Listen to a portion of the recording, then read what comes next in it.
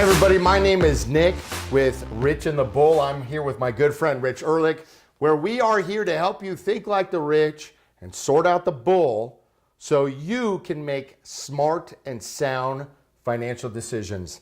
Today, we've got a great episode. We're going to make it short and sweet and talk about why Wall Street is like a Las Vegas casino. Yes. Well, I'll tell you, very interesting. Tell me if this chart looks familiar. Let's go back to 1998. You put money in the stock market, and the market went up about 20%. This is in 2000.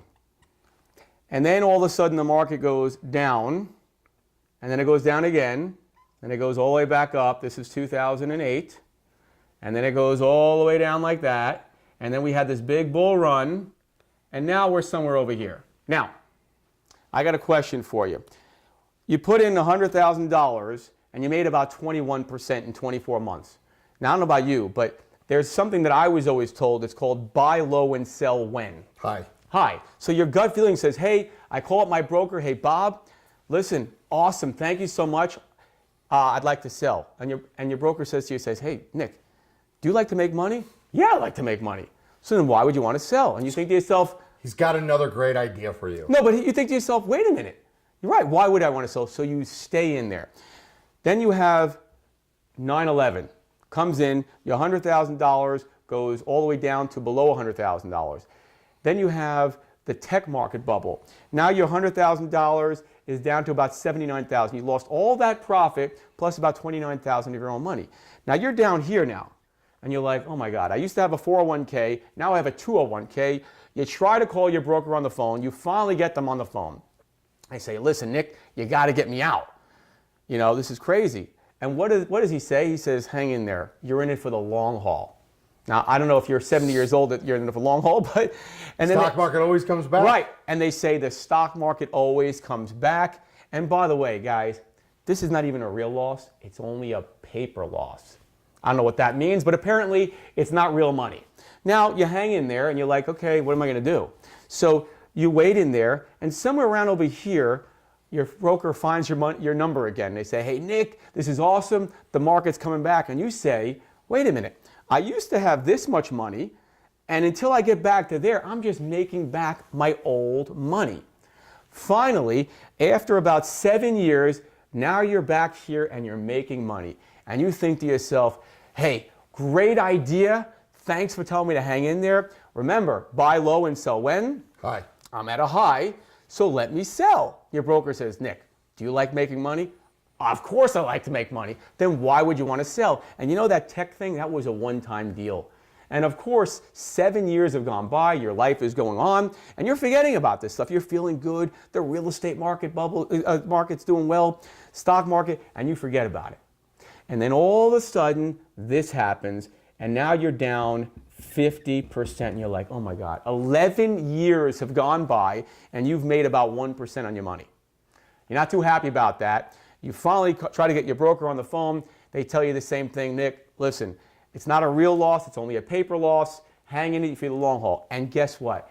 The market does come back, and we had a 10-year rise in the stock market. You're thinking to yourself, this is awesome. Well, it took you all these years to get back to even, and now we're over here. Now I got a question for you guys. See this line here? If I took this red marker and I gave it to my 3-year-old, which direction is he going to push that that line down? Down. And he's not a financial analyst. So I ask you, the reason why we talk about and why your broker doesn't want you to sell is the following. When you made this money, he didn't tell you to sell it when it was high. When it went down, they didn't tell you to sell when it was low. When it was high, the reason why is your broker does not want you to make money. How can that be? Come on. Because your broker is like a casino host. Their job is not to make you money. Their job is to keep you playing.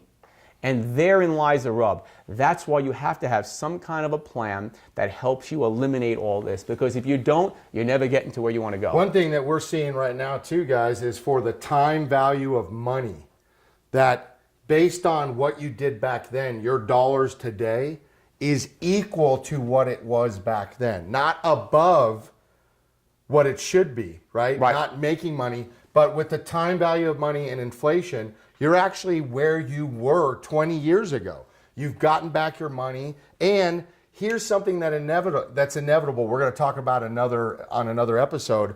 But the 3-month Treasury bond. That's big, yeah. Just this last Friday, just outperformed the 10-year bond rate. What does that mean? That has, for the last 70 years, been a definitive showing that we're facing a recession in short due course, right? They say average is what, 5 months and a quarter or 5.25 months or whatever. So that was just, what, a week or so ago? Yep. So guys, this is right around the corner. And one thing that I would like to close on, for you out there that think that you're being conservative, you're in one of the major brokerage accounts, and you think you're being smart by taking your money and putting it into bonds or cash. If you were back here in 2008 and you stuck your money with one of 1,311 institutions that were 22 times over leveraged than what the Federal Reserve really said they should be, and you kept your money in cash or bonds, you got 17 cents on the dollar 19 months later. Ouch. Here, there's these companies that are 30 times more over leveraged than the companies back in 2008, and there's 1/50th of the amount of the companies that existed then exist today. Right. So if you think that it's smart to put your money into bonds or into cash, and you're with one of these major companies and you say, well, they won't go down. You mean like Lehman Brothers, right? Like that little company, Yeah. Bear Stearns, 86, $92 billion company's been around for 150 years. You're going to find yourself without a chair when the music stops. So when your broker says, put it in something conservative, you say, no, I'm going to take my money and get it off the grid, out of the market completely. Let the market fluctuate, let it correct itself. Then, by putting it into a vehicle for planning, we can come back and you guys can buy stocks at all-time lows, real estate at all-time lows. Right, you're always famous for saying if you liked Apple at this price, you're going to like it at a big discount. I'll tell you in closing, the key message we want to take here, and we're going to talk about this. A lot of people are so confused, like, well, why am I getting the advice I'm getting? At another episode, we're going to talk about the broker versus the fiduciary, but the key takeaway here is you understand that their goal is never to tell you to sell, and you're busy with your life, your family, your business working. The role of what we're trying to provide for you here is to help you make these smart decisions before bad things happen. So as we wrap up. This program is for you. This program is for you. This program is for your family, your friends, your associates, people you work with, people you love. This is so that you can make good, sound financial decisions. So remember, guys, like and follow us on Facebook. Subscribe to our new YouTube channel. If you have a topic that you would like to learn, we want to hear about it. Tell us what you like.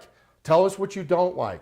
But like and share and comment on our videos to be entered into a raffle for a $25 Amazon gift card. Stay tuned for our next episodes. We're going to keep diving into this stuff so that you can progress in your education. Take the financial bull by the horns. Don't ever mess with the bull, but do follow us, like us, share us with your friends and family, and we look forward to seeing you on our next episode. Thank you.